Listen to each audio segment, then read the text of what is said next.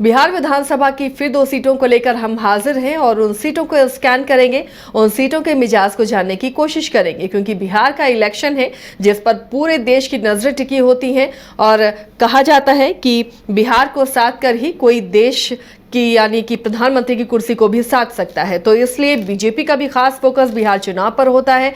NDA के जितने भी सहयोगी दल हैं वो पूरी कोशिश कर रहे हैं कि दोबारा से नीतीश कुमार के नेतृत्व में फिर से वो सत्ता पर काबिज हो। इधर इंडिया ब्लॉक या महागठबंधन भी अपनी तरीके से पूरी कोशिश में जुटा हुआ है कि इस बार तो सत्ता परिवर्तन करा कर रहेंगे। तो खैर, किसमें कितना दम है, किस तरह चुनावी मैदान में आमने सामने होते हैं दोनों खेमों के जाबाज, उस पर भी हमारी नजर टिकी होगी। लेकिन आज जिन 2 सीटों पर हम चर्चा करेंगे वो है फतुहा और अमरपुर की सीट। तो सबसे पहले बात कर लेते हैं फतुहा सीट की। फतुहा सीट पर फिलहाल आरजेडी का कब्जा है, लेकिन इस सीट का मिजाज कैसा रहा है इसे टटोलेंगे। हमारे साथ वरिष्ठ सहयोगी जुड़े हुए हैं, राकेश रंजन। रंजन जी, फतुहा सीट का मिजाज, फतुहा सीट का इतिहास, रिकॉर्ड, समीकरण क्या इशारा कर रहे हैं इस बार? देखिए, अगर हम फतुहा सीट के इतिहास की बात करें तो जो शुरुआती 2 चुनाव थे उस वक्त तक ये सामान्य सीट था। मतलब कि अगर हम बात करें तो 1951 और फिर एक जो बाई इलेक्शन 1952 में हुआ तब ये सामान्य सीट था। लेकिन 1957 से ये सीट जो है एससी आरक्षित हो गया और उसके बाद ये 2009 के उपचुनाव तक एससी आरक्षित सीट ही रहा। इसके बाद जब 2010 का चुनाव आता है तो नए परिसीमन के अनुसार फतुहा सीट एक बार फिर से सामान्य सीट बन गई और ये इसका एक इतिहास आप देखते हैं। अब अगर हम फतुहा सीट के और इतिहास के अंदर झांकें तो हमें यह भी दिखता है कि फतुहा वैसी सीट रही है जहां सोशलिस्टों का दबदबा रहा है। मतलब यहां पर कांग्रेस को उस तरह से सफलता जो है वो नहीं मिली है। इनफैक्ट कांग्रेस जो यहां अब तक 20 चुनाव हुए हैं उसमें सिर्फ 3 बार ही जीत हासिल कर सकी है।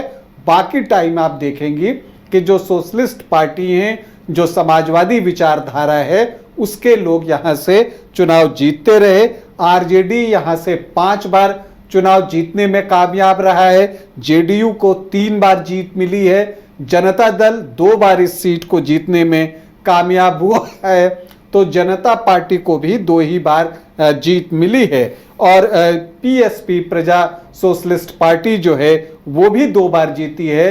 लोकदल 1 बार जीता है और जनसंघ ने 2 बार यहां से जीत हासिल की है। तो ये साफ साफ दिखता है कि यहां पर जो समाजवादी विचारधारा है उसको जो है यहां के लोगों ने पसंद किया है। अब अगर यहां पर हम व्यक्तिगत तौर पर देखते हैं तो हम ये देखते हैं कि सबसे ज्यादा बार इस सीट को जीतने में सफल रहे हैं पुनीत राय, जो कि 4 बार इस सीट को जीते हैं। और दूसरे नंबर पर हैं रामानंद यादव, जिन्होंने कि 3 बार ये सीट जीती है। और जब रामानंद यादव की चर्चा आ गई तो ये चर्चा भी आ गई कि रामानंद यादव जब से ये सीट दोबारा सामान्य सीट बनी है, मतलब 2010 से, तब से ये लगातार 3 बार यहां से चुनाव जीत चुके हैं। वैसे तो रामानंद यादव कुल 6 बार जो है विधायक रहे हैं। वो दानापुर से भी 1 बार विधायक रहे हैं और जब पटना पश्चिमी क्षेत्र से वो विधानसभा का चुनाव लड़ते थे, जब फतुहा की सीट जो है वो एससी आरक्षित सीट थी, तब वो पटना पश्चिमी से लड़ते थे, तब 2 बार वहां से जीतने में वो कामयाब हुए थे। तो अभी रामानंद यादव ही सिटिंग विधायक हैं और जब जेडीयू और आरजेडी की सरकार बनी थी तो उसमें वो मंत्री भी बनाए गए थे। कद्दावर नेता हैं, यादवों के बड़े नेता हैं। और फतुहा सीट की आप बात जब करती हैं तो यहां पर यादव वर्सेस राजपूत जो है वो एक राजनीतिक फाइट हमें देखने को मिलती है। चलिए, तो यहाँ के जो समीकरण है वो फिलहाल लग रहा है कि इस बार भी राजद को फेवर करते हुए नजर आएंगे। या देखिए, अगर हम इसे 2010 से देखने की कोशिश करें, जब से 3 बार राजद ने जीता है, तो उससे पहले जब आप जाती हैं तो लगातार 3 बार जेडीयू ने इस सीट को जीता था। 2005 में 2 बार जो है वो उन्हें जीत मिली थी और इसके अलावा 2009 के उपचुनाव में भी अरुण मांझी जो है जेडीयू के टिकट पर चुनाव जीते थे। तो अभी 3 बार आरजेडी, इससे पहले 3 बार जेडीयू और उससे पहले जब आप जाते हैं तो वहां पर फिर आपको आरजेडी जो है वो दिखता है, फिर उससे पहले जनता दल आपको दिखेगा।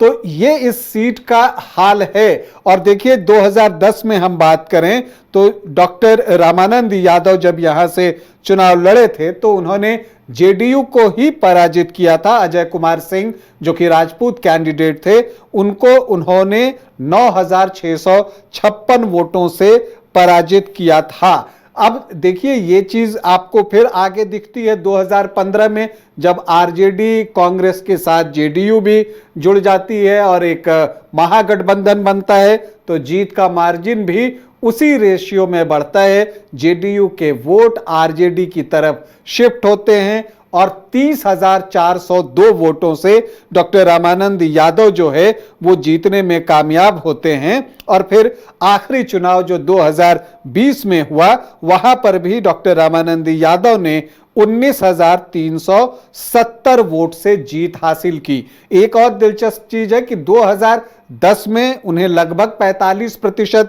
वोट मिले थे, लेकिन 2015 और 2020 में जो उनके मतों का प्रतिशत था वो 50% से अधिक था। और ऐसा तब देखिए कि 2015 में तो एक बात समझ में आती है कि जेडीयू उनके साथ गठबंधन में था, लेकिन बगैर जेडीयू भी डॉक्टर रामानंद यादव जो है वो 50% से ज्यादा वोट 2020 के विधानसभा चुनाव में लाते हैं। तो आप सामने क्या देखते हैं? डॉक्टर रामानंद यादव के सामने आपको अलग अलग दल के प्रत्याशी दिखते हैं। एक बार आपको अजय कुमार सिंह थे 2010 में, वो जेडीयू के टिकट पर थे। फिर सत्येंद्र कुमार सिंह 2015 में वो एलजेपी के टिकट पर चुनाव लड़ रहे थे और 2020 में फिर सत्येंद्र कुमार सिंह ही चुनाव लड़े, लेकिन वो इस बार बीजेपी के टिकट पर थे।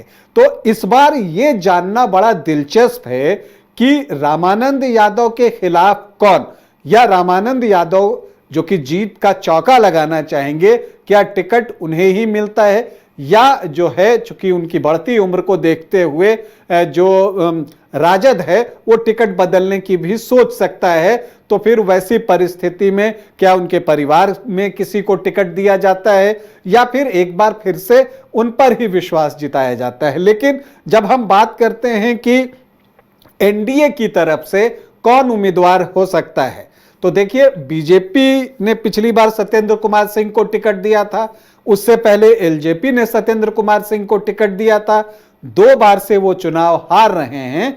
तो ऐसी परिस्थिति में एक संभावना ये दिखती है कि प्रत्याशी बदला जाए, और प्रत्याशी बदलता है तो कौन आता है ये महत्वपूर्ण होगा। जिनकी चर्चा इन दिनों सबसे ज्यादा है वो है राम कृपाल यादव के बेटे हैं अभिमन्यु यादव, उनकी चर्चा सबसे ज्यादा है और वो क्षेत्र का लगातार भ्रमण कर रहे हैं। टीम अभिमन्यु उन्होंने बना रखी है और क्षेत्र में पूरी तरह से सक्रिय हैं। दरअसल अगर आप देखें तो अभिमन्यु यादव के 2020 में भी चुनाव लड़ने की संभावना जो है वो दिख रही थी, और तब जो है उन्होंने चिराग पासवान से एक मुलाकात भी की थी। इन दिनों भी चर्चा है कि चिराग पासवान से उनकी मुलाकात हुई है।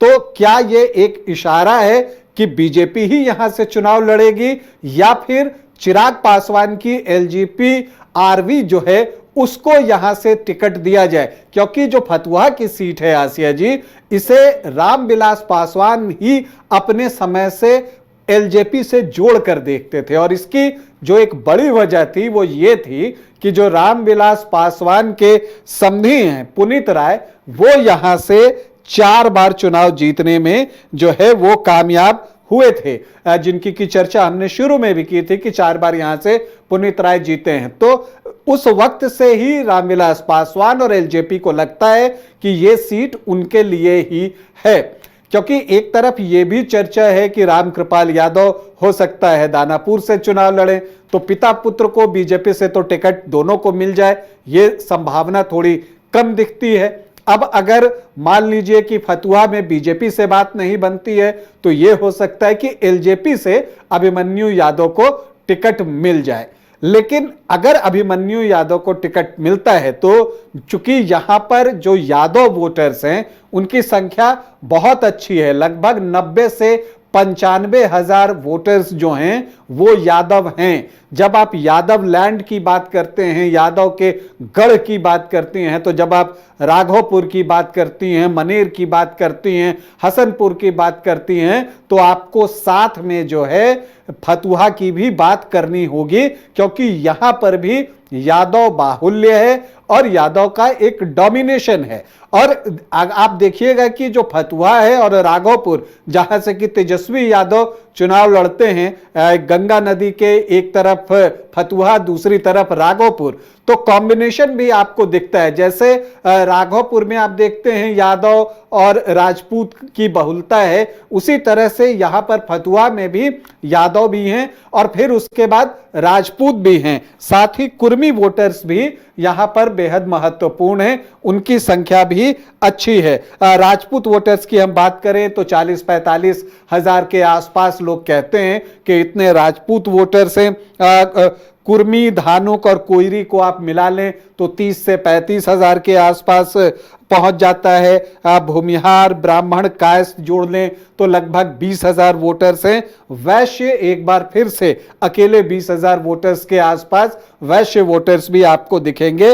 और एबीसी, ओबीसी के जो अन्य जातियां होती हैं वो भी जो है 30-35 हजार के आसपास हैं। तो ये है फतुहा में जो जाति के अनुसार अगर आप बांटे वोटर्स को तो वो इस तरह का एक सारी चीजें दिखती हैं। तो वहां पर अगर फतुहा में जीत चाहिए तो एक तो ये है कंडीशन कि यादव वर्सेस जो रेस्ट जातियां हैं वो एक मुश्त एक तरफ इकट्ठा जो है वो आ जाएं, क्योंकि फतुहा में मुस्लिम वोटर्स की संख्या बहुत अच्छी नहीं है, सिर्फ 1.4% है, मतलब 1.5% से भी कम है। तो इसीलिए यहां पर एक तरफ यादव वोटर्स और अगर बाकी जातियां गोलबंद होती हैं तब आप रामानंद यादव के खिलाफ जो है कोई एक माहौल बना सकते हैं। एक दूसरा तरीका यह है कि आप यादव कैंडिडेट ही दे दें, और इसीलिए चर्चा अभिमन्यु यादव की है कि जब यादव कैंडिडेट ही होंगे तो यादव वोटर्स में सेंधमारी होगी, क्योंकि रामकृपाल यादव भी बड़े चेहरे हैं यादवों के लिहाज से, तो वो भी यादव वोटर्स के वोट निकालेंगे अभिमन्यु यादव के लिए। तो ऐसी स्थिति में यादव वोटर्स में जो है वो बंटवारा होगा और फिर जो है राजपूत वोटर्स और अन्य जातियां जो है अपने वोट अगर बीजेपी की तरफ या अभिमन्यु यादव को देती है, वो जिस भी पार्टी से लड़े, तो यहां पर रिजल्ट को बदला जा सकता है। लेकिन यहां पर एक खतरा है, क्योंकि यहां पर जो फाइट है वो यादव वर्सेस राजपूत होता आया है। अब अगर आप ये देखिए कि बीजेपी या एनडीए की तरफ से यादव कैंडिडेट ही दे दिया जाए तो ऐसी परिस्थिति में प्रशांत किशोर अगर राजपूत वो उम्मीदवार यहां से खड़ा कर देते हैं तो फिर जो है एनडीए के लिए मुश्किलें बढ़ जाएंगी, क्योंकि रामानंद यादव जो है यहां पर बड़ी मार्जिन से जीतते रहे हैं और जैसा मैंने आपको शुरू में कहा कि एक कद्दावर नेता हैं। तो इसीलिए जो है यहां की जो लड़ाई है आमतौर पर आरजेडी के फेवर में दिखती रही है।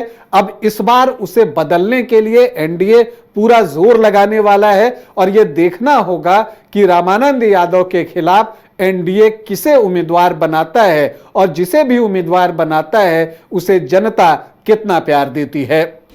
चलिए, तो ये फतुहा की कहानी थी।